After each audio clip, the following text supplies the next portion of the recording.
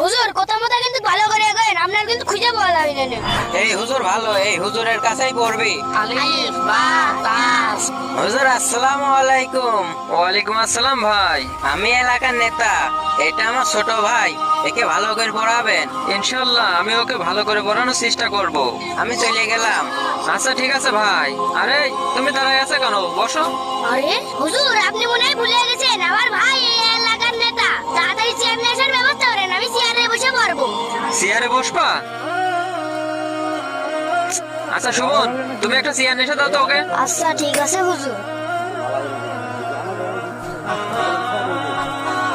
এই চেয়ার কি তোর বাবা সে বুঝবে নাকি? চেয়ার বস। আচ্ছা চেয়ারটা মুছেই দাও।